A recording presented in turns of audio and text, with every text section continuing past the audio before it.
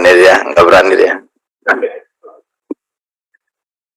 Assalamualaikum warahmatullahi wabarakatuh, pimpinan dan seluruh anggota Komisi 6 yang saya hormati.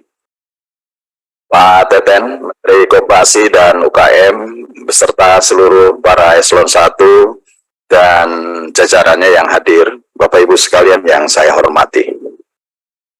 Mungkin kalau melihat perekonomian yang paling mendasar, yang diatur di dalam Undang-Undang Dasar itu adalah koperasi. Karena koperasi adalah perwujudan dari Undang-Undang Dasar 1945. Saya ingin mengulang saja sebetulnya, ini supaya betul-betul kita ini berbicara berdasar terhadap konstitusi. Kita bicara konstitusional, supaya juga ini menjadi titik awal untuk kita memprioritaskan bahwa koperasi memang adalah sistem yang sejak awal menjadi amanah founding father dan yang paling mendasar. Di dalam Undang-Undang Dasar 1945 pasal 33 ayat 1 bahwa perekonomian disusun sebagai usaha bersama berdasar atas asas kekeluargaan. Jadi basisnya bukan persaingan atau bukan individu, tetapi realitasnya Pak Teten saat ini. Jadi memang benar pertumbuhan ekonomi kita ini juga tinggi sekarang 5,3-5,4%, betul Pak Teten. Dan investasi betul Pak Bahlil mungkin tercapai 1.200,7 triliun gitu ya. Tetapi kenapa sekarang kalau kita ke daerah, saya kan punya basis di daerah pemilihan. Jadi kalau ke daerah kok orang rasanya semakin susah sekarang hidup ini. Bolehlah kita rasakan. Mungkin dulu Pak Hendrik, kalau ke daerah makin susah melihat rakyat kita. Kenapa? Karena memang kita membangun ekonomi dengan sistem piramida terbalik saat ini. Bagaimana hanya dikuasai oleh 200 konglomerat saja. Dari mulai hulu ke hilir, pasti punya konglomerat. Dari mulai mall besar, sampai mulai sekarang warung-warung kecil, dikuasai oleh konglomerat. Dari mulai kita membeli cikli, membeli keripik, sampai minum airnya, sudah dikuasai oleh konglomerat gitu. Jadi di mana penguasaan koperasi dan UMKM-nya? Di dalam event-event, di dalam momentum pelaksanaan kegiatan promosi saja. Kalau Kementerian Koperasi bikin pameran, ada di situ produk-produk UMKM. Kalau kita berkunjung ke Pertamina, ada produk UMKM binaan Pertamina. Kalau Pak Teten berkunjung ke Cirebon, ada UMKM. Kita tidak akan menemukan UMKM itu di mana itu tidak ketemu gitu. Atau produk-produk UMKM itu di kelas-kelas tertentu yang itu memiliki value itu nggak ketemu gitu. Nah, maksud saya, kalau konstitusi dan negara, para pendiri bangsa, memerdekakan bangsa, dulu meletakkan dasar ekonomi kita terhadap koperasi, saya setuju Pak Teten harus dengan tangan besi gitu. Dan momentumnya ada, momentumnya adalah revisi Undang-Undang Koperasi. Kalau Undang-Undang Koperasi tahun 2012 dicabut Mahkamah Konstitusi, kembali kepada 92, menurut saya masih banyak klausul yang memang lebih baik kita coba agak agak mundur ke belakang ya, tetapi perempatnya jauh ke depan gitu. Daripada kita kemudian melakukan penyesuaian terhadap kekinian, tetapi justru kita malah semakin digilas oleh sistem perekonomian yang secara realitas saat ini berkuasa di negeri ini. Jadi memang kalau status orang yang hanya menguasai perekonomian atau menguasai 80% kekuatan finansial, yang hanya 20% yang diberikan juta itu 65 juta UMKM hanya menguasai 20% hajat hidup, ya hajat kemudian tiba-tiba di urutannya menjadi susah.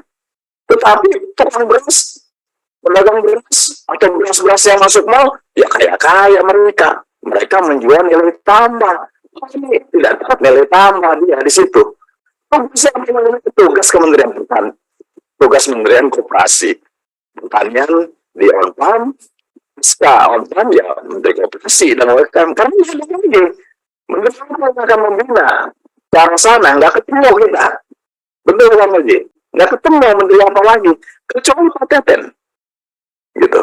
Bahkan saya sebagai partai yang di luar pemerintah, kalau Pak Teten minta bantuan kepada saya korbankan seluruh jiwa raga untuk membantu Pak Teten membangun koperasi di Indonesia. Karena apa? Ini adalah kepentingan rakyat banyak. Yang kedua, saya setuju. Saya nyatakan setuju bahwa revisi Undang-Undang 15 tahun 92 segera untuk digulirkan. Pak Teten. Ya, karena ini memang saya sudah mendapatkan penjelasan, saya buka referensi, saya sudah bertanya, memang ini undang-undang kumulatif, jadi bisa kapan saja untuk direvisi karena pernah dibatalkan Mahkamah Konstitusi. Bagi teman-teman yang masih punya perbedaan cara pandang, menurut saya kita samakan cara pandang kita kepada rakyat yang lebih besar, kepada 65 juta UMKM yang tersebar di seluruh Indonesia, kepada penjual keripik, penjual bakso keliling, kepada penjual pisang goreng, penjual rumah, cilok, yang kecil-kecil, yang udah 500.000, ada yang mereka hanya 200.000 cukup sehari, dan mereka hanya untuk hidup saja, tidak untuk bermewah-mewahan, tidak untuk mereka bersenang-senang, tidak untuk berlibur ke luar negeri, untuk bisa hidup. Bagaimana di dalam undang-undang ini kita harus memberikan affirmative action supaya betul-betul undang-undang koperasi tidak terjebak juga kepada liberalisasi. Saya juga ingin menarik agak ke belakang, Pak Teten. Dia sudah KUT. Hanya kami terimbas krisis tahun 98 ya. Kecil sekali jumlahnya. KUT 7 triliun, benar Pak Ahmad? Ya, hanya 5,7 triliun yang bermasalah. Dan kekuatannya 7,9 triliun. Coba bandingkan dengan 4,431 triliun BLBI yang macet kala itu dan sampai saat ini belum dapat diselesaikan. Sampai saat ini. Sedangkan kredit macetnya KUT dikejar-kejar sampai liang lahat gitu ya, dengan BLBI yang sekarang mungkin saja para pelakunya sedang menikmati kehidupannya gitu. Nah, oleh karena itu menurut saya ini juga harus kemudian diangkat kembali semangat dan spiritnya KUT, Pak Teten, bahwa kredit usaha untuk tani, kredit usaha untuk nelayan, ini harus ada afirmatifnya. Undang-undangnya sudah ada dulunya dari mantan Komisi 4, tahulah. Ada Undang-Undang 19 tahun 2013 tentang perlindungan pemberdayaan ini. Yang itu saya ketua panja sudah diatur di situ. Sebetulnya di undang-undang itu diatur afirmatifnya untuk pembentukan kelembagaan dan pembiayaannya. Kemudian di Undang-Undang nomor 7 tahun 2016 juga ada Undang-Undang perlindungan pemberdayaan nelayan, pembudidaya ikan, pertambakan dan pembudidaya ikan. Juga sudah diatur. Menurut saya juga coba dilingkan dengan undang-undang koperasi sehingga betul-betul mereka memiliki landasan yang lebih kuat dan bisa ekspansi untuk usahanya. Jangan hanya untuk sekedar hidup, karena ini juga adalah rakyat Indonesia yang punya hak untuk mereka bisa lebih maju dan lebih sejahtera. Kemudian BPDPKS, tadi Pak Teten sempat menyinggung sedikit, bahwasanya kita memiliki 42% petani sawit. 42% petani sawit sangat tergantung terhadap 54% pemilik sawit swasta. Bahkan kalau mau dikorelasikan, ini seperti hubungan inti dan plasma. Menurut saya tidak ada hubungan inti plasma. Kalau mereka diberi kesempatan, sawit rakyat yang 42% diberi kesempatan pembentukan koperasi, membentuk pabrik-pabrik sawit dalam lingkungannya, dibentuk koperasi dengan membentuk pabrik kelapa sawit dalam lingkungannya. Saya meyakini bahwa kelangkaan minyak sawit saat ini tidak pernah terjadi lagi ke depan. Jadi masih ada sedikit lagi ya.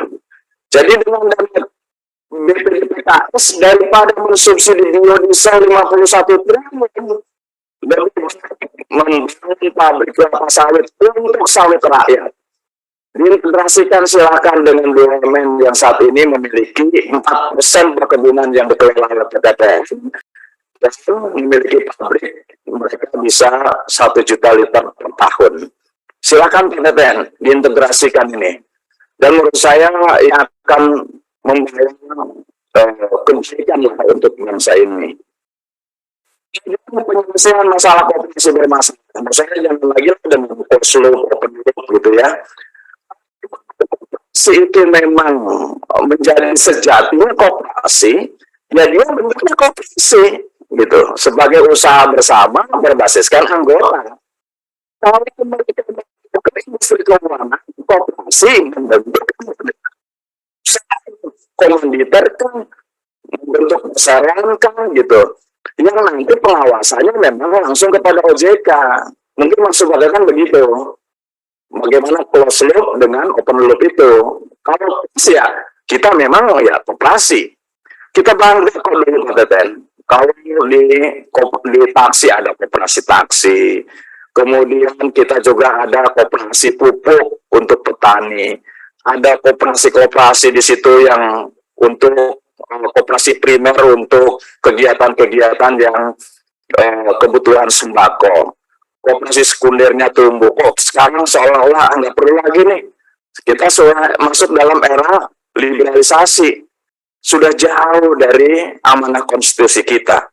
Oleh karenanya menurut saya rapat ini harus dijadikan semangat dan spirit bagaimana membangun koperasi kembali, dan basisnya adalah kita melalui revisi undang-undang koperasi. Saya kira ini poin-poin yang disampaikan. Atas perhatiannya saya ucapkan terima kasih. Assalamualaikum warahmatullahi wabarakatuh. Waalaikumsalam.